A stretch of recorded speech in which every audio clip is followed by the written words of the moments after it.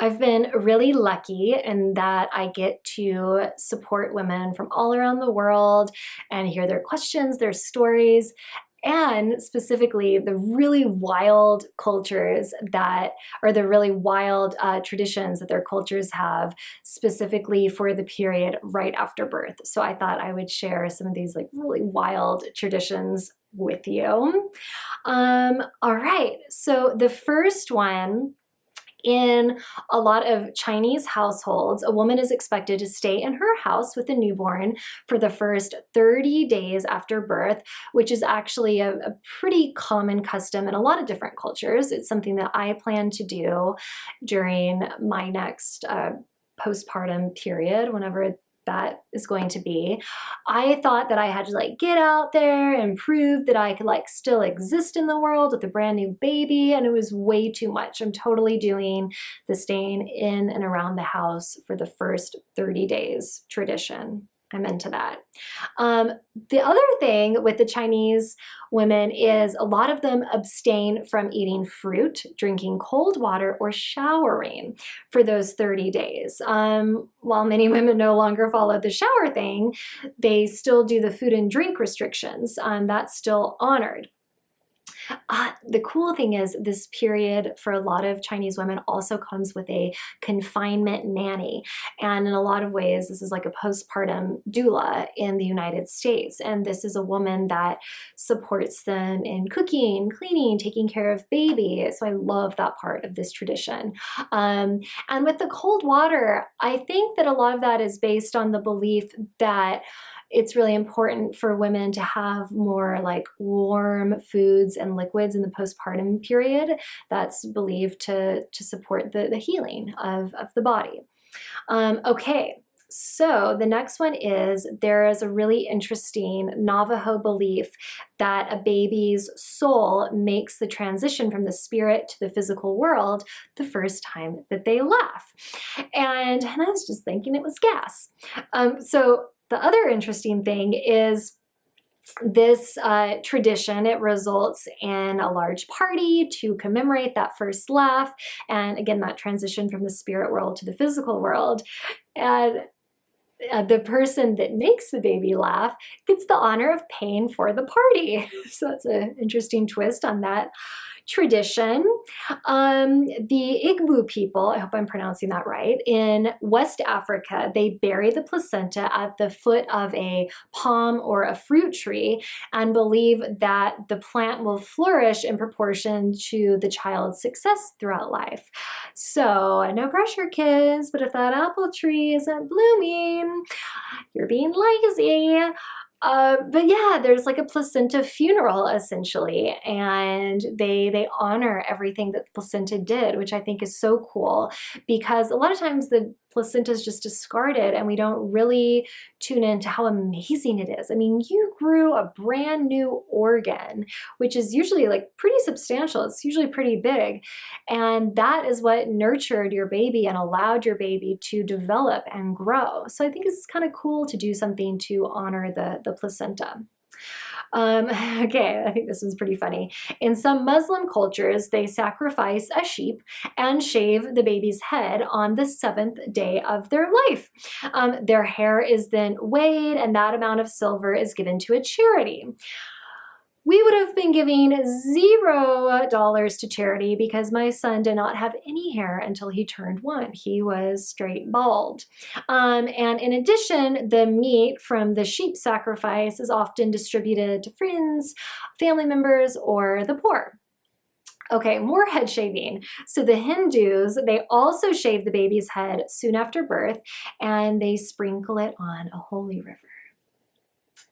Okay, the next one sounds awful, but also great in some ways. In Guatemala, babies receive their first cold plunge straight away, as it's believed to boost their immune system and help them sleep better. So there is actually science to the cold plunge. A lot of adults are doing it. Like at the end of my shower, if I can like force myself to build up the courage to do this, I'll turn on the like coldest water for a minute. And again, this is supposed to really elevate your health, boost your immune system. So in Guatemala, they're onto this and they do it straight away with the babies. Okay, brace yourself for this one. And I shouldn't make that face. Every tradition is beautiful, and just because I don't understand it doesn't mean it's not great. So erase that face that I just made. Okay, so in India, some women do not bathe until the 5th day after birth, when they bathe in cow urine and milk before napping in a room filled with cow poop. And before we gag, let's not forget that cows are sacred in India. So that's something, you know, behind that tradition. And in addition, according to Ayurveda, the ancient holistic, Indian holistic system of healing, cow milk, urine, and cow poop have healing properties. There's actually this like thriving market of hygiene and beauty products in India that contain these cow commodities. So that's interesting. It makes you grateful for that freshwater shower you get right after birth, right? Okay, in Bali, they do not let a new baby touch the ground for the first 3 months of life, as they believe that touching the ground will break their connection to the spirit world. So there's like some die-hard baby wearing for those first 3 months. And then after the 3-month mark, they have a ceremony to honor the baby's first contact with the physical realm, which is cool. You know, I really am a believer in baby being in that like kind of middle ground of the spirit world and our earthly world, this physical realm we're in right now. And yeah, I mean, I'm kind of inspired to do some kind of ceremony like that after my next baby arrives, because I think there is something to be said about that, and it's neat to honor that transition. Okay. Umbilical cord preservation, because the umbilical cord was baby's, you know, first connection to their mother. It was their lifeline in so many ways. It's what allowed them to get like the blood and nutrients. The Japanese actually preserve it in a special box that is kept for posterity. They also call the cord the tail of the belly, which is actually really accurate. Usually this is like this really beautiful wooden box, and that cord lives in there forever. This is one of my favorites. In Bulgaria, they believe that the devil steals whatever is admired in a person. So they try to pull one over on the devil by telling babies that they're ugly and that they hope chickens poop on them. There you go. Okay, so something that's really common in the United States, actually, and other cultures, is eating the placenta. I used to think that this was so gross, but I've since come around after working in the birth world and knowing women. I don't know anybody that like fried up and ate their placenta with a side of eggs, but I do know a lot of women that had their placenta dried and encapsulated and took those tablets, and they said that it really helped to reduce their postpartum blues. It increased their energy. It just helped them feel less depleted. So yeah, you know, I'm not saying that you have to do it, but I think it's something really interesting to look into, talk to a midwife about it, talk to friends who have done this. This is also commonly practiced in China, Jamaica, and India. All right, enduring the pain. So speaking of the Japanese, many women in Japan forego painkillers during birth because it's believed that enduring the pain during labor and delivery will help you endure the challenges of motherhood, which I totally get. I had an unmedicated birth and I felt like, oh my God, if I can survive that, I can survive anything that motherhood throws at me. That's not to say if you get painkillers that you're not still going to be a rad mom, but I do understand this tradition. I see their point. Devil jump. So in northern Spain, they have this kind of festival ceremony where babies are laid in a row on the ground, and they're little dakata things. They're not just placed on the cement. And a man dressed as the devil jumps over them, and that's believed to cleanse their souls. Mice biscuits. So in the Dutch culture, women receive support for the first week, usually. They have like a postpartum doula, and I believe that this is provided by the government, which is amazing.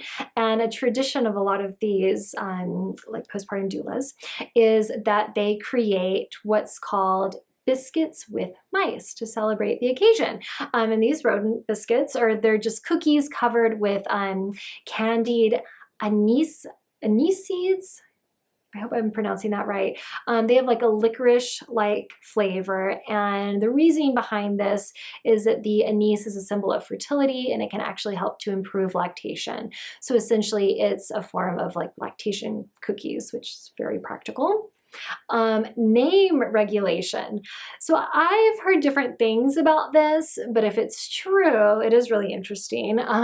It's that the German government, they attempt to prevent babies from being stuck with like weird Hollywood names by having certain guidelines that parents need to follow when selecting a first name. So for example, the gender of the child should be able to be determined by the name. If it's an androgynous name, like my name, Bailey, for example, parents are required to give a second gender identifying name, like their middle name, I suppose. And the name cannot be too wild. And last names or names of objects are not permitted.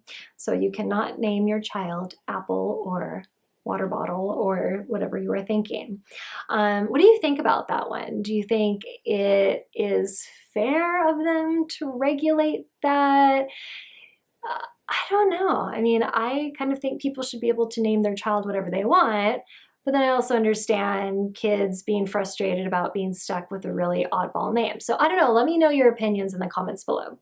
The Irish. So they typically have an Irish whiskey cake at their wedding, as this is believed to be a fertility cake that ups their chances of making a baby.